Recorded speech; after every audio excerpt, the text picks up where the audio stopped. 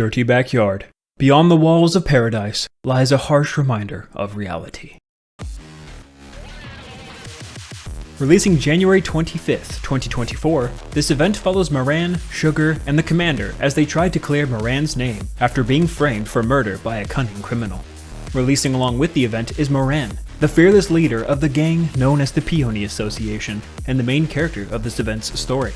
Dirty Backyard is available in the archives. Rewards for completion include a lobby background. One dark night in the Outer Rim, Moran and a few members of the Hiiiii Association look after their turf, section by section. Upon entering the aptly named Fog Hollow, they are met with a dense fog. The fog burns their throats as a gang member says that it is all thanks to the nearby factory that is responsible for the copious amounts of smog. A villager from Fog Hollow welcomes them. Moran notices he is sweating and asks if everything is okay, and he says yes, thanking her and the Hiiiii Association for protecting this area. Moran smiles and tells him to think nothing of it. A promise is a promise. That is loyalty. She tries to look at the nearby factory, but thanks to the fog, it is proving difficult. Although, she is able to make out the shape of a new addition to the factory, to which the villager says that they have expanded the factory, explaining that they are making standard pharmaceuticals there. Just as he is offering some to her, they both suddenly hear a woman scream from the warehouse. Rushing over to the warehouse, they burst inside to find dozens of corpses hanging from ropes. A gang member points to the nearby wall. Painted in what appears to be blood are the words, "Moran did this." Back at her base, Moran's head pounds as she processes what happens, but she steels herself and reaches out to the other members of the Underworld Queen. Moran yells out in frustration, but Jin, a close companion to Moran, tells her to keep it together, as he does have some more bad news. He informs her that there have been reports of mass murders and internal strife within the Outer Rim, all this information coming from various sources, and they are all pinning the blame on Moran. Testimonies, evidence, it's overwhelming.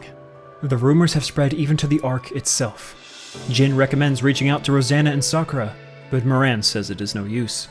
So Jin says there's only one person left to ask for help. The man whom Moran cares for so much. The Commander. Moran explains the situation to the Commander, stating that if it only affected her, then she wouldn't have an issue. But this situation affects not only the members of the Hiiiii Association, but those under her protection as well. She kneels and bows her head, begging for his help and trust, to which he agrees. He asks her where they should start.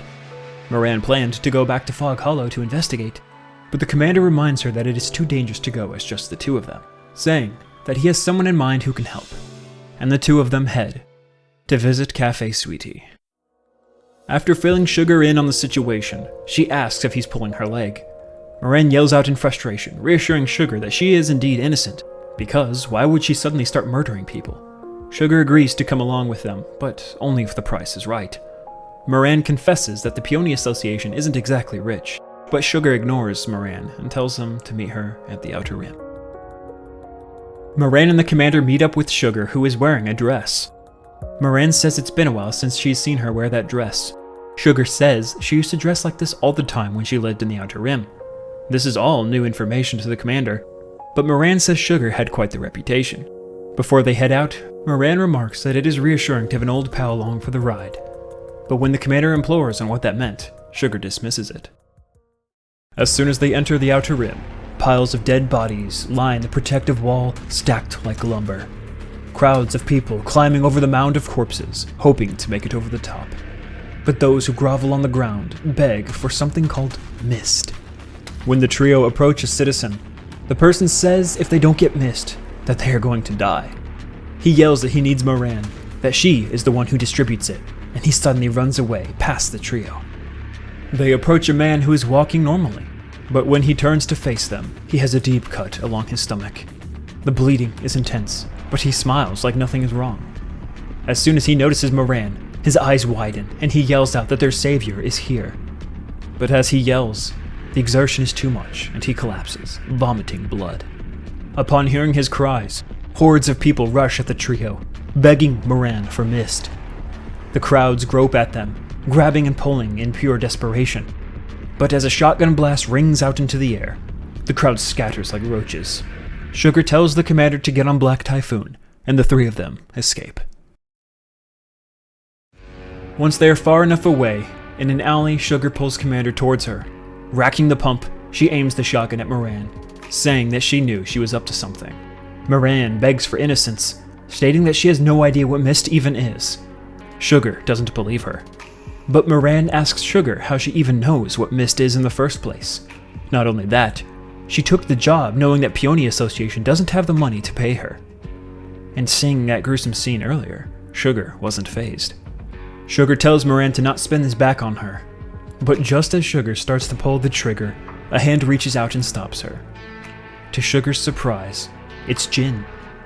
He says long time no see, but that it is good to see her in that outfit again. Moran asks him how he knew where they were, and Jin says she forgets who he is. He is the brain of the Peony Association. Tracking her is easy. He tells Sugar that Moran doesn't know anything, and instead asks Sugar how she knows about mist, to which she says she cannot disclose that information. The commander, getting frustrated, asks what mist is, so Jin pulls out what looks like a piece of candy. He explains that mist is an extremely dangerous narcotic. When consumed, your vision blurs and it is a euphoric experience. But when too much is taken, users can be immune to pain, hallucinate, and become aggressive. Sugar, still harboring doubts, lowers her shotgun. She reminds them how the junkies worshipped Moran and the murder charges against her. The commander and Jin say that Moran had been with either of them over the last few days, so none of this could have been her. But the message in blood painted on the wall of the factory, though circumstantial evidence, is still very damning. And Jin has no leads on who could be framing Moran, but he knows where mist is being made. In the factory, at Fog Hollow, where Moran was first accused. Jin calls out Sugar, saying that she knew all of this, and that is why she suspected Moran. Sugar confirms his suspicions, saying that Fog Hollow is the Peony Association's territory, and with mist being made there, and with productions ramping up dramatically, how could somebody who watches over Fog Hollow have no idea what is happening? Moran says she is innocent. The fog is always thick there, and people were kind enough. She trusted them, so she never implored further about the factories. Moran asks if mist is being sold at the factories where it's being produced, and Jin says he doesn't know. Though it is circulating in the dark net, none of the evidence 100% proves that it was the villagers at Fog Hollow.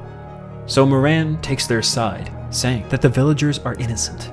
Sugar asks why she's going through all this trouble, and Moran says that they are being accused, so why wouldn't she stand up for them? She is being wrongfully accused as well. Sugar asks what would Moran do? If they were innocent, she'd stand alongside them. If they were guilty, she'd destroy the place herself. The commander says that they should head out. Sugar grabs his hand and pulls him towards her. She tells Moran that until this situation is taken care of, the commander is with her. Jin says he is no fighter, so he will send some other members to assist. And with that, Moran, Sugar, and the commander head out to Fog Hollow. As they make their way, Sugar and the commander take point, with Moran behind them. The commander takes this opportunity to talk to Sugar. He says that she acted emotionally back there, very unlike her, asking how she already knew everything about Fog Hollow and mist. She confesses that she went to Fog Hollow herself because of a request that is confidential. But what she can tell him is that the request was about the village. The villagers of Fog Hollow knew how dangerous mist is, yet they kept producing it. If they don't make it, they are dead. They originally made just a little bit of it to get by, but they were told to make more or die. Sugar inquired if it was the Peony Association who told them to produce mist, and she was told yes. The commander asks if she saw mist being made with her own eyes, and if so, why didn't she tell Moran? But Sugar says Moran needs to see it with her own eyes, saying that her trust is strong, so she'll have faith in the villagers until the end. As they approach Fog Hollow, a crazed citizen asks Moran for mist. Moran pulls out the bag of mist that Jin had earlier. Before the commander could step in, Sugar stops him, telling him to sit back and watch. Moran says that she'll give him the mist in return for information. He says that there are a lot of prying eyes, so he leads them into an alleyway. But just as she is about to hand him the mist, she calls him out, saying that he is no junkie. He has never had mist before, saying that his eyes have life in them, not the glassy eyes of those who have had mist. She punches a hole in the wall next to his head. He begs for her to not hurt him, but she says those hooked on mist don't care about their well-being, so Moran asks who ordered the mist. Just then, the man's phone begins to vibrate. Moran demands the phone, but he protests, so Sugar snatches it and tosses it to the commander. The messages are from somebody with a username made of 6 zeros, saying that they messed the operation up, his life is forfeit, and that hopefully his son will fare better than his father. The man grabs the phone and reads the messages. 6-0, you rotten son of a bitch, the man says before an explosion rings out, destroying the alleyway in a cloud of fire and smoke. Thanks to Moran and Sugar's quick actions, they were able to escape the explosion, but just barely. They contemplate the possibility of the man being a suicide bomber, but Moran points out that he was quick to beg for his life. As they discussed what happened, the commander's phone begins to buzz. It's 6-0, saying that the man was useless trash, as the explosion failed to take them out. Sugar says that 6-0 must be responsible for this, and that there are rumors that she may be somebody called the Master. The commander asks why she would attack them. Moran thinks she might be trying to stop them from reaching Fog Hollow. And with that, they head off once more to Fog Hollow. But the moment they enter the foggy village, screams and gunshots fill the air. Armed villagers of Fog Hollow rummage and loot the bodies that they gunned down, looking for Mist. Moran approaches one of them and taps them on the shoulder. In an instant, they are surrounded with guns drawn. She asks if Mist was produced here in Fog Hollow, and the man says yes. She asks why, and he says she ordered them to do it. Sugar steps in and asks how they know 6-0. The man sighs and admits the entire village is being held hostage by 6-0. Moran snaps and yells at the man, asking why they never told her. He said it was no use. Moran says if they only told her sooner, she could have done something. He tells her that the bodies in the factory were an example of what would happen if they don't comply. All of this is because of 6-0. He tells her to leave them and the Mist, but Moran refuses. She says the entire Outer Rim is in chaos because of Mist. She demands that they get rid of all of it immediately. Unarmed villagers flock to Moran, asking for her help. 6-0 has bombs throughout the village, ready for if they don't meet the quota. Moran barks that if they aren't above begging, why didn't they ask sooner? As her emotions rise, she tries to shove the people away. Just then, Sugar grabs Moran's hand and tells her to leave the people be. She reminds Moran that if she found out that Mist was being made here, she'd destroy the factory herself. But Moran does remember, and that is exactly what she's going to do. Sugar says that she won't let her do that. Moran asks why she is taking things so far, and Sugar says she could say the same thing. Moran says that they protect these people, and they thank them by stabbing them in the back, making a drug that is killing people as they speak. Judgment has come to Fog Hollow. But Sugar retorts and says that the people here don't want anything to do with this, but are powerless to resist. Lives are on the line, but they had no choice. Their lives are already on the brink of destruction, and if Moran goes through with this, it'll be their end. But Moran says so be it. A crime is a crime, and countless innocents have suffered because of them. The only way of dealing with this is tearing it out by the roots. That, she knows, is the right decision. Sugar says she's wrong, that Moran has never dealt with 6-0. But to that, Moran makes her stance in the matter very clear. Both standing in front of the commander, facing each other, firm in their beliefs and what they believe is the right choice. They turn to face the commander, both beckoning him to come to their side. Moran or Sugar? Which one will the commander trust? Which one does he believe is right? Like Gordon Freeman at the end of Half-Life 1, it is time to choose. This is where you, the player, must choose whose side to take. Do you believe Sugar is right? If so, follow her and learn more about her past in the Outer Rim, about the life she used to live before leaving it all behind. Do you believe Moran is right? If so, follow her and learn more about her decision to destroy the factory, and in turn, the lives of those living in Fog Hollow. But, regardless of what path you choose, like most games, choices are an illusion, as both paths lead towards the same finale. As Moran approaches the factory, she is no longer alone. Behind her are the other members of the Peony Association, angry at the betrayal of the trust that was given to those who lived in Fog Hollow. With their choice to manufacture Mist, the villagers have sown chaos throughout the Outer Rim, as well as the Ark. Whether their reasons for not asking for help were from arrogance or fear, the outcome is still the same. Moran plans on putting an end to this once and for all. As the assault on the factory begins, Moran runs into Sugar, who is standing in her way. Sugar tells her that she was ordered to protect this place, and that is what she will do. Fog Hollow belongs to 6-0 now. This is war. And with that, Moran orders the other members of the Peony Association to burn it all down.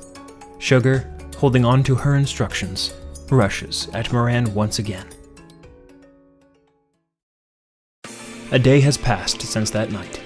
News reports state the same information that had been circulating since before the investigation. But now the situation has caught the attention of the central government, who have launched an investigation of their own. In the commander's room, he recalls the events of that day, how Moran overpowered Sugar, how he rushed Sugar to the hospital, and how Moran delivered justice in Fog Hollow. Deciding to head to the Peony Association, the commander runs into Sakura and Rosanna. He asks where Moran is, and Rosanna says she was called in by Mustang. Even he is having issues covering up this event, as information about that night has reached the Ark, thus the news reports. Sakura says they confirmed 6-0 framed Moran, and Rosanna says the reason is that Fog Hollow was the only place that could produce mist. This is why she wanted Moran gone. One thing still causing issues even after the events of that night have ended is mist itself. The repercussions of the narcotic are still affecting people, even in the Ark. Reports of murders and assaults have skyrocketed. Rosanna says that if they don't figure out a way to deal with mist, they might have to put down any addicts as a precaution. The commander asks if they have found anything on 6-0's whereabouts, but due to her hiding evidence and tampering with info, not a single clue has been found. As a result, the reputation of the Peony Association has hit an all-time low. With 6-0 manipulating the news, people take what they hear at face value, and thus Moran is portrayed as a crazed gang leader who destroyed Fog Hollow for her own selfish gains. But Rosanna says they aren't going to leave it at that. A member of Underworld Queen has been targeted, and if you target one of the queens, you target the rest of them. They're going to find this 6-0 person and deliver Underworld justice, slowly and painfully. I had forgotten how intense this event was until reading it again, but I appreciate the times when Shift Up doesn't hold back in showing how violent or dystopian the world of Nikke can be. The dark and gritty world that doesn't always have a happy ending like this event. Because think about it, Fog Hollow is still in shambles, Sugar was sent to the hospital, Moran and the Peony Association are no longer loved or respected as they once were, and now Mist, the drug, is running rampant throughout the Ark and the Outer Rim still. No one wins in this event, no one. Except for 6-0.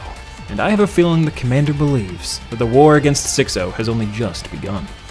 As with all my event overview videos, I always leave out the details of the different choices, as well as the hard mode endings. The point of these videos isn't necessarily to replace reading the event for yourself, though it absolutely can, but it's to encourage you to look into the past events of Nikke, Goddess of Victory. Dirty Backyard being a perfect example, as it introduces somebody who wouldn't come up again until later, and somebody who might be really important, only time will tell us that. Also, it's a great anti-drug campaign. Don't be stupid, don't do drugs. The inclusion of Sugar and setting the foundation of her backstory is rather neat. Like Milk during the Claymore event, we get to see that the members of Cafe Sweetie are more than meet the eye. Almost like they just want to kick back and relax, after the lives that they have lived. The first time we see Moran was during the Cherry Blossom event, back on March 30th, 2023, which was Sakura's event. Then, we see her again in Chapter 22, finally being added to the game on January 25th, 2024. And to the surprise of a lot of people, her event was rather dark, deep, and shockingly canon. I know it's still kind of debatable whether events in Nikke are canon or not, but in Dirty Backyard, the mention of 6-0 is something that ties it directly to the events of the main campaign. As we know in Chapter 30, 6-0's name pops up yet again as it is revealed that a character is doing work for her, meaning that we absolutely have not heard the end of 6-0. Thank you so much for watching. Please consider subscribing if you enjoy this type of Nikke content, and let me, and others, know what you thought of the event down in the comments below. What do you think about Moran's decision in Fog Hollow? Hundreds of lives were affected by her destroying the factory, but compared to the hundreds of thousands affected by mist being produced, I don't know, you tell me. I'm Ganoongagap III, and this is where I get off.